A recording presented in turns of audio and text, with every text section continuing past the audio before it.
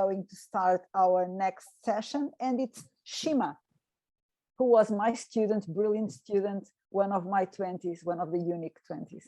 So the floor is yours. Thank you so much. So Šima, let me just introduce you. Šima is one PhD student. She is in Medea ERC group with Joaquim Alves Gaspar. She was, I had the honor to have her as my PhD student. She was a brilliant PhD student, yeah. And she's in between also because she has a background in art history, just like me, and now she has moved into history of science, and she knows a lot about cartography, and that's what she's going to talk about now. So Šima, the floor is yours. Thank you so much. All right. Thank you, Anna. I would prefer not to shout. So can you guys tell me, am I audible? Excellent. All right, let me try to do the share screen then. Share. We make it a big screen. Hold on. Here we go. Are we good, Anna? Great. And you hear me? Thumbs up? Okay, perfect. 1 second. All right. So before I go any further, of course, I want to thank the organizers, and in particular, Anna, for the invitation. It's really an honor and a privilege to be speaking in this distinguished company today. So what I'm going to be talking about today, as you may have guessed, is the relationship between nautical charts and art. And you may also have guessed that this title is more of a provocation than a sincere question, but I do promise I'll try to give my own personal answer towards the end of this talk. Nautical charts are curious objects. On the one hand, the lavish appearance of so many surviving examples has encouraged comparison to the fine arts.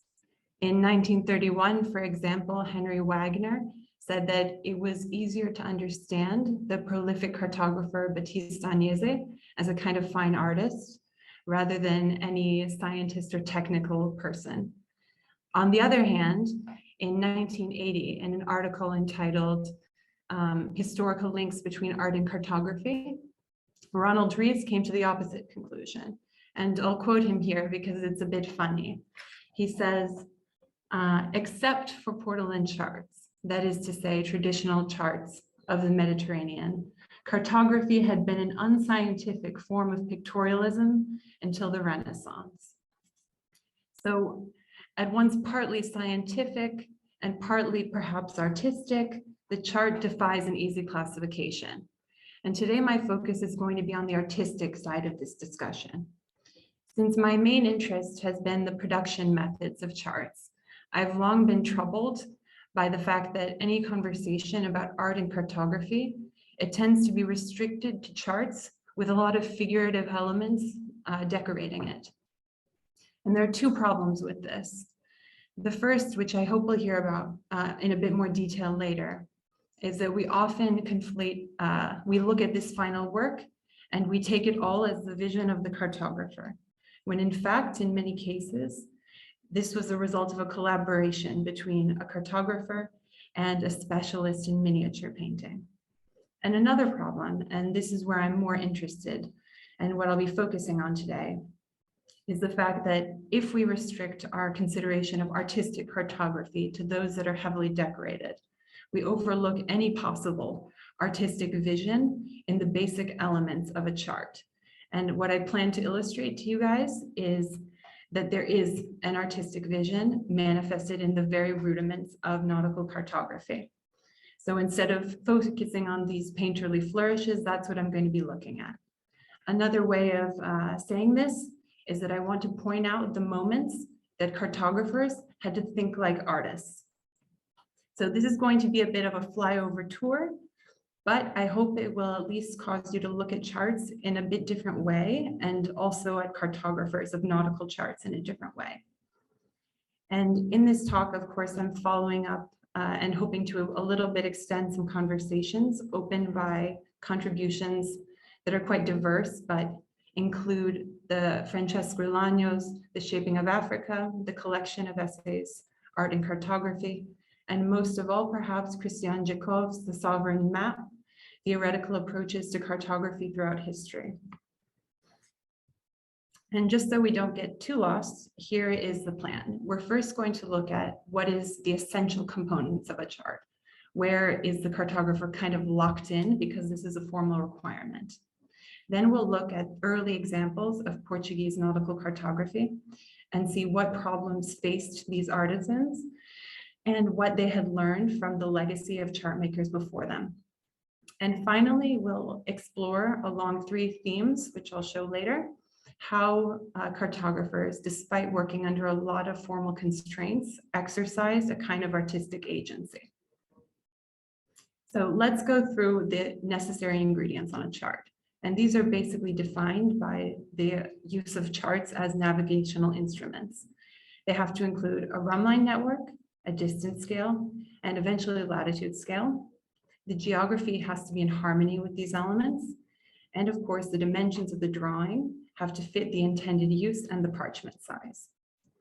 We can visualize all these things very well on a chart of 1470 by Grazioso Benincasa. Incidentally, this chart was made around the same time as the earliest surviving Portuguese nautical charts. So we see here a ton of lines. These are rum lines, compass lines. They're color-coded and they stand in for the directions on the magnetic compass. Often they're organized around the so-called hidden circle.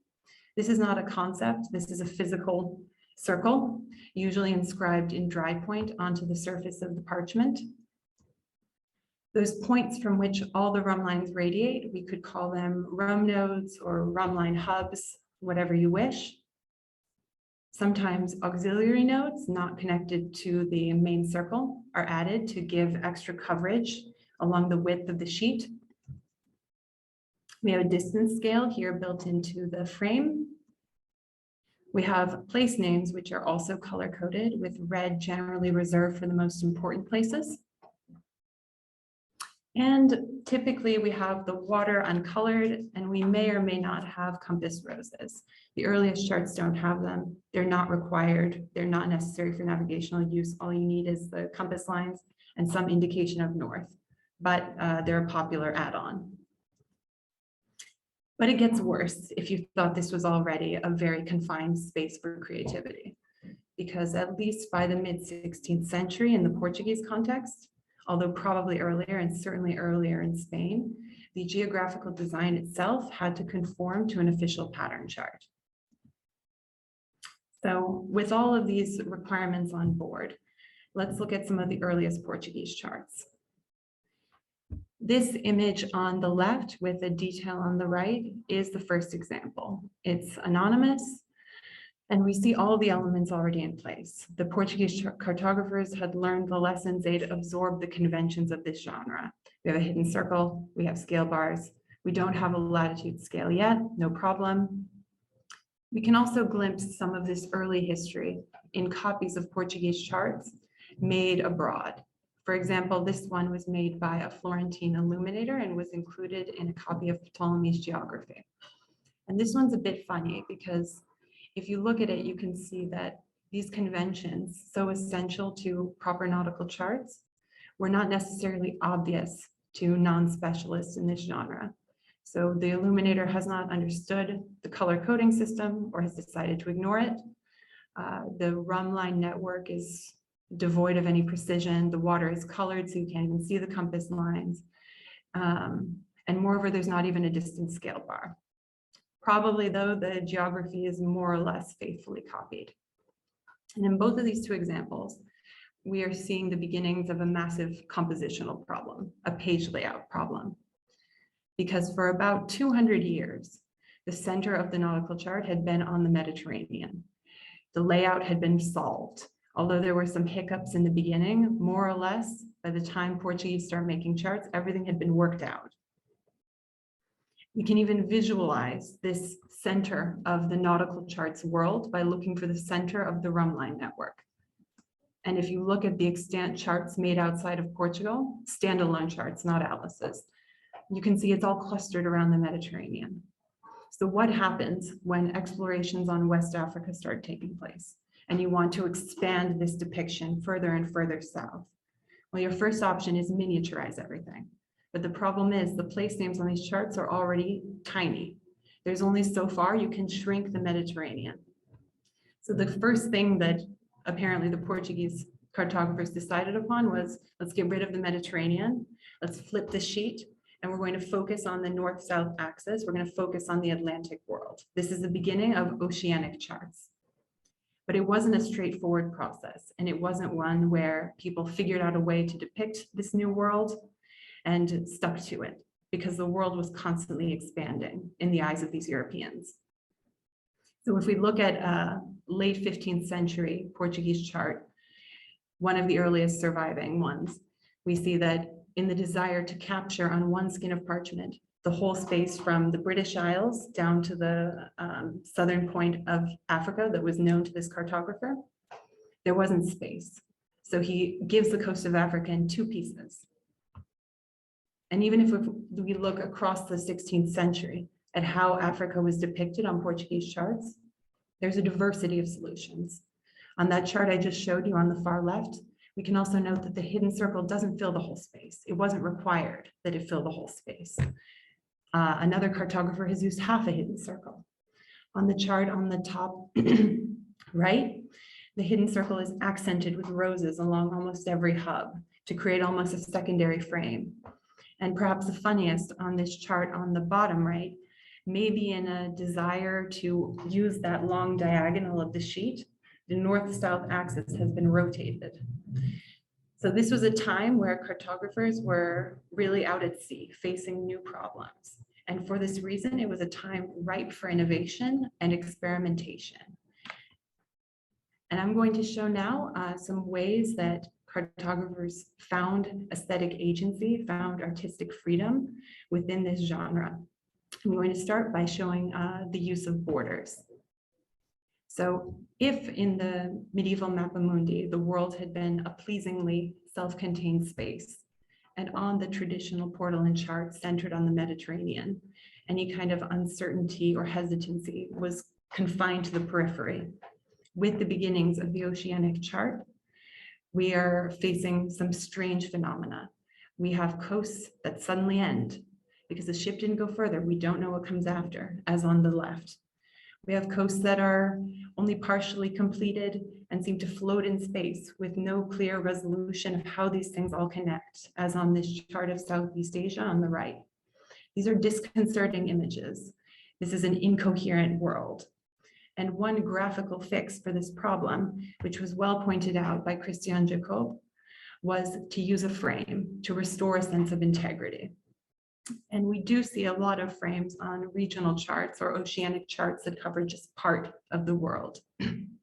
Frames, of course, are nothing new in cartography, but we could argue that this psychological function is somewhat novel. What is interesting to observe then is that on planispheres, which purport to cover the entire known world, Portuguese cartographers seem to have taken a special pleasure in breaking the frame and playing with the frame in witty ways.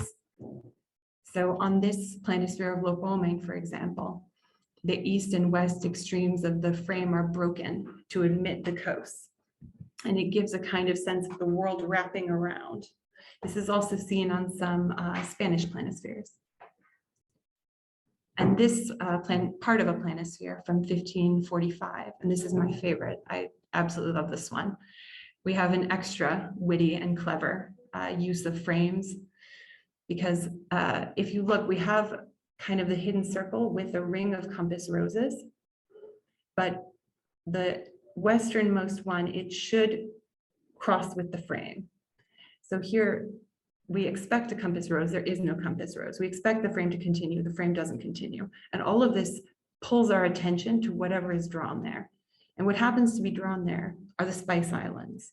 And this chart was made decades after the ownership issue of who owned the Spice Islands had been resolved.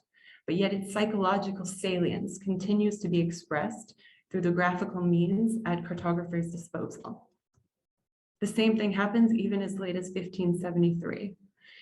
Here we have a kind of inner frame or inner margin that's being broken to accommodate just a depiction of the big island of the Moluccas.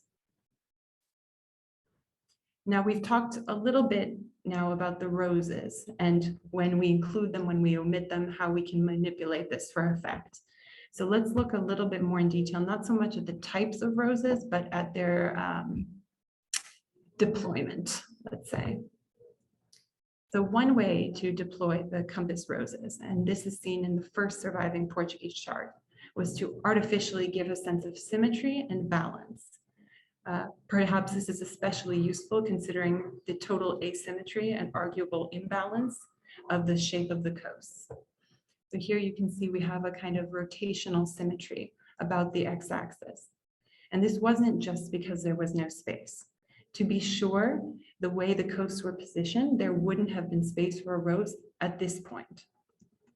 But at all these, there would have been. Why not draw them? Well, I would say because the cartographer felt it would be more appealing to balance the page. A different strategy is at play a bit later in this chart of Pedro Reynal. Here we've given up on making symmetry, and instead Reynal seems to be striving for what Alberti called copiousness and variety, a very Renaissance aesthetic ideal. He fills every possible space with a rose and with a different kind of rose. Another possibility was to get rid of the hidden circle and that ring of roses altogether, and to stick a compass rose right in the middle of the page. And this is what Gaspar Viegas does in two atlases that are almost identical and made just around the same time. The funny thing is, though, how he's laid out the page. He doesn't always have space necessarily to complete a rose. And so he playfully gives us part of a rose and invites us to complete it in our mind. Here we have 3/4 of a rose, here 1/2, here just 1/4. And Viegas' concern with visual harmony, legibility, and beauty is also evident in the fact that in the second of these two atlases, on the same chart, he omits the rose altogether. Maybe it's not clear which one of these atlases came first, but clearly these issues were on his mind when he was making his work. And if these two atlases get away with no hidden circle, a final work, it's not quite an atlas, but it's formatted like an atlas, by Francisco Rodriguez, takes the opposite direction.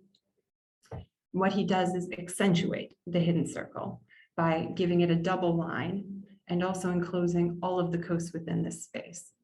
So if at first glance, these requirements to cover the space with rhumb lines, the possibility of a little bit of decoration with a compass rose seems like not much to work with, I think we can see that there was a lot of creativity hidden within these requirements.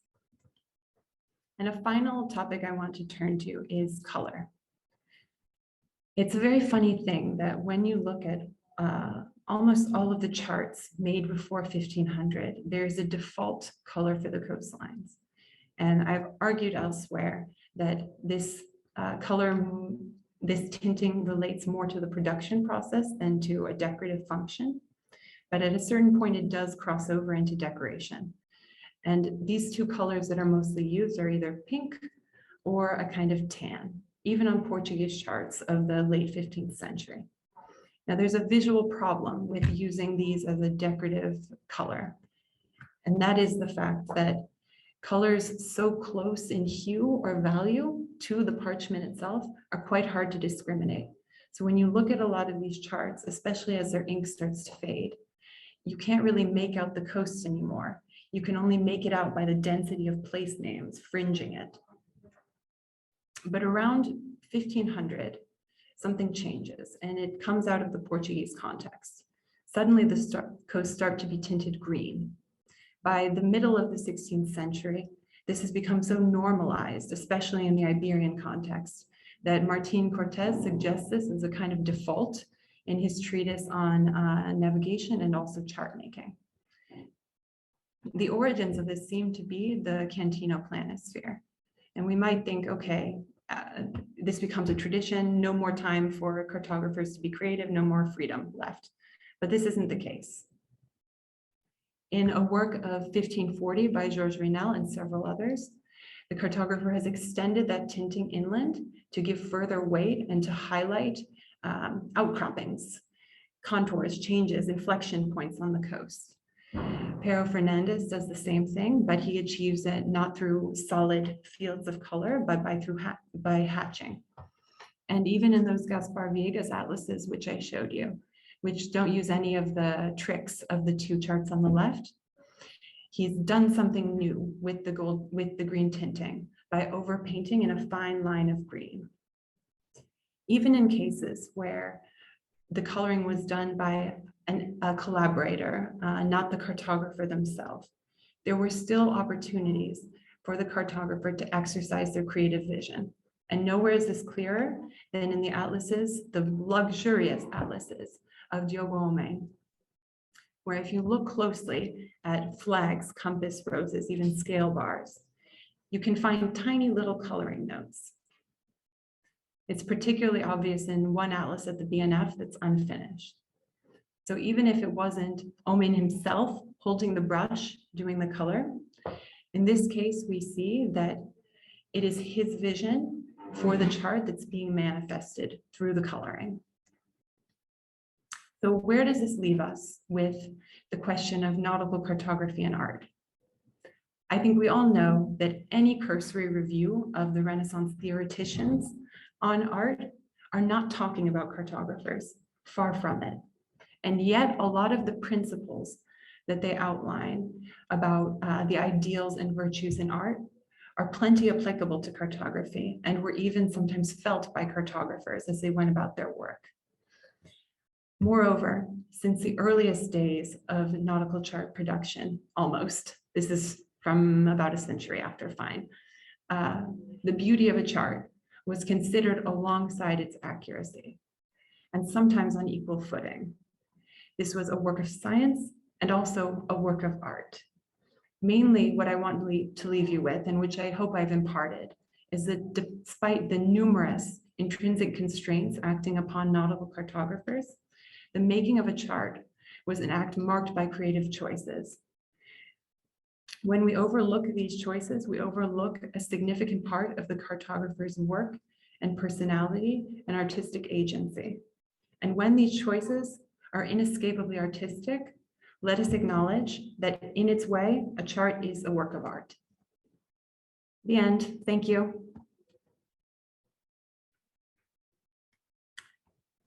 Thank you so much, Šima. It was wonderful. Let me put on my Thank you headphones. much. It was great.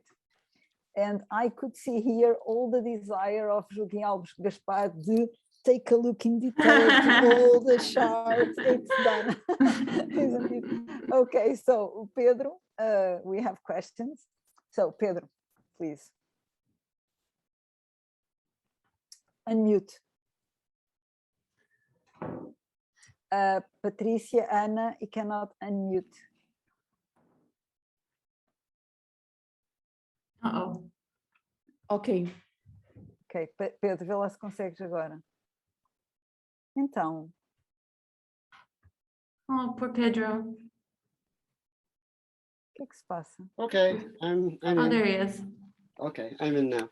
Well, Okay. first of all, thank you very much for this talk. You know, the balance between the artistic side and the scientific accuracy side of the charts was really the thing that I brought from this. This was really very interesting. And my question is, I guess, a mathematical one. It's about this circle where where not necessarily the roses, but the centers for the rhumb lines sit. And I've noticed this is clearly, and there's clearly an aesthetic choice behind this, because they are located here. And even if some are omitted, there's still some aesthetic choice, because some symmetry is preserved. Now, my question is there any technical reason why these centers should be placed around the circle, or you know, for someone who's using the chart to navigate, it would be the same to have them in a different pattern? Now, Joaquin might be able to jump in, and I regret the fact. Can you hear me? Am I muted? Yes, Am I good? no, Yes, okay. perfectly. I can hear So perfectly. this presentation originally, to Joaquin's horror and my own, had like 70 slides. Eventually, I started moving them away, and eventually I moved them entirely off. But in there, I had some slides which I think are kind of getting at your problem. Okay. And later on, I can show you some examples. Okay. But basically, I'm not aware, other than the charts where they just have the rhumb lines radiating out from the center, it's really uncommon that the rhumb lines aren't around a circle. I can't think of any. However, especially in the early charts from the late 13th and early 14th century, they did have issues, like compositional issues with this. So for example, on the carte Pisan, you have two circles, all right? But then instead of letting those rhumb lines just radiate out and continue on their way outside the circles, a kind of primitive grid with just two directions is imposed in the voids, right? Then you have some others where part of the geography is outside, or a large part is outside of the hidden circle. I think the thing with the hidden circle is, first of all, it's beautiful. And second of all, it gives you a reasonable density of compass directions within the area you're interested in. Okay. So but of course you could do it other ways. It just, yes. So the technical part, the positioning on the circle fulfills the technical issue of having a dense grid of rhumb lines. But it's also, you don't need more, you also don't need more directions than you have directions that you're considering on your compass, right? So like you have more than two directions you consider on your compass, you're gonna have more than two line angles, but you're not putting like 500 line angles because it's a relevant level of precision. So this is also a factor, is like how many directions you're considering while navigating, with your compass, etc. Joaquin might have a more interesting answer, but for me, that's the point, right? Okay, thank you so much. So thank you very much. Now, Joaquin, please. Okay, can you hear me? Oh, wait. Can I read something from the comments? Bruno just pointed out to me that in the Alonso de Chaves treatise, he mentions cartographer as being an artist. Very nice point, Bruno. Okay, now I hear you, Joaquin. Okay, thank you very much. Well, very well done, Šima. Congratulations. As you well know. And I didn't read.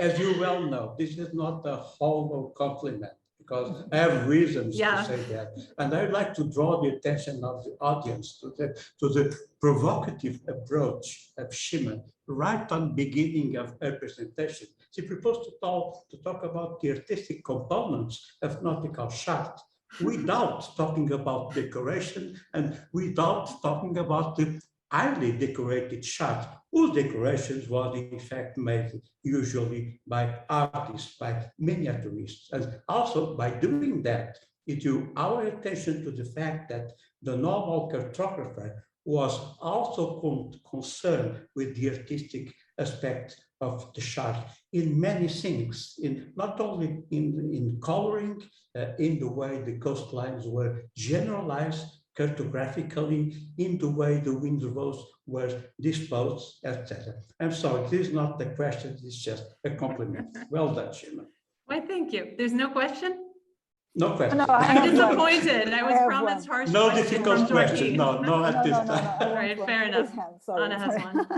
Yes, I have one. Yes, Joaquin just said this, but I think previous to your studies, especially him, in fact, there was like a general idea that at least some of these marvelous charts or maps were made for decorative purpose. Sure. So, absolutely. In fact, now you have, in fact, said that, okay, no, they have nothing of artistic or nothing of decorative, and they are the opposite. They are totally scientific. And now we are coming back that they are in between, isn't it? Yeah. So and this is in a way, okay, so I was like responding in a way to certain books. There are certain silences in the conversation in history of cartography, but also this is kind of inescapable line of thought when you are researching production methods of charts, because suddenly you start to realize all of these moments at which a cartographer is free to make a choice, you know? So I think we should remember that when we're looking at them. Yeah, and another thing that you have said, and it is absolutely recognizable, is that they use the principles of the great Renaissance artists. So geometry, harmony, beauty, all that. It seems like I was really thinking about the Albertian consinita. Oh yeah. And it is so perfect that nothing can be added or taken out. So that's it. Congratulations, it's perfect. That's it, it's consinita. Thank you. Thank you so much.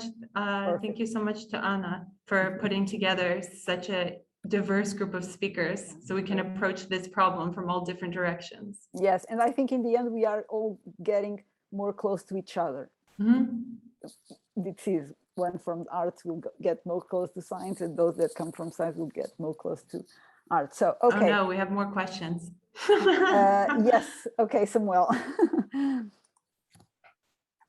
course, I have many questions because this is just it's always a pleasure to talk. Little bit louder. It's always I know what's going on. It's always a pleasure to talk to Šima. My question is about precision. You have mentioned one cartographer where you said, well, he tried something out, but it was not very precise. So this is what we, I mean, even in the analysis of perspective drawings, etc., people have looked at that. And some painters took this very carefully, others did differently, etc. So, of course, these big charts that are meant for decorative purposes, you could say no ship will get lost if the precision is not there. But I know from the instrument production that precision was always important, even on an instrument that was just a gift for a cabinet and that was not used in the field. So this seems something. So what is your assessment of the skill of handling the compass, the straight edge, and kind of making thin and regular lines, etc.? What could you say about that? Very much, and this is such a great point. I'm delighted that you brought this up. So the first thing I want to note is that example that I showed you, it was not made by a cartographer. That was made by a professional illuminator. And the thing is, it's very, very difficult. And you don't always see perfection, even among professional cartographers, to make these angles equal. But the thing is, if you don't make it equal, at a certain point, it becomes super obvious because you end up with triangles where you should have a point. You end up losing visual effects. It's not that you just need to measure the angles between them to see if the precision is there or not. It becomes at scale quite evident. And this is where it's also perhaps a surprise that when you look at a lot of the ornate cartography or the planispheres and the large charts, even if you just look at, are all the things intersecting as they should? Sometimes you're surprised by the level of precision, even though this isn't necessarily to support navigation. And one explanation is that this was kind of a hallmark of the skill, of the mastery of the materials and techniques. And so even outside of a pragmatic usage, it was worth it to people to execute these things to a degree of perfection. May I add just one thing, and this is a suggestion. I might be the first to do this. You asked about the hidden circle and whether it's some useful to have this. I think if you want to divide and draw lines in certain directions, it's very useful to have the circle, because actually if you divide the circle easily and then you produce the directions, and you can then take from there to the parallel, draw parallels to the other points, etc. So that's a good way of putting it. Yeah, that's a good way of putting it. My contact and thoughts about the hidden circle haven't been so much about that, but I like this line of thought and it's worth looking into.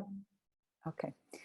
Thank you very much. Now, one last question by Joaquim, and then we are going to move to Vasco Medeiros, and we are going to continue to talk about the same thing. So, okay, one last question. Joaquim, please. You have to unmute. Sorry for the second question, the difficult one you were waiting for. You talk near the beginning of your presentation that something you were not going to talk about, which were the reflex upon the artistic component of the chart, of the requirements of a nautical chart. In just a little bit, just talk a little bit about that. How were the cartographers with artistic ambitions dealt with those restrictions? Did those restrictions really restricted the work of those cartographers? Well, there's kind of different approaches, and this is more of a conversation that you watch in some cases between cartographers and illuminators. So I think the most compelling kind of narrative of this conversation can be found outside of the Portuguese context in the atlases of Batista Agnese, because we end up with, in certain regions, it seems like it's disputed territory between the cartographer drawing the coast, writing the place names, and the illuminator adding vignettes. And you'll see some areas where the vignette is now covering a place name, and then maybe the place name is rewritten somewhere else. You see this kind of back and forth when it's among two people who maybe aren't communicating perfectly. What else can I say? No, I don't know. It's a different question when it's already involving two people versus one person. So that's why I stuck mainly to the things that we can reasonably assume are mostly the responsibility of one person. So at least we can track this. Okay, thank you so much.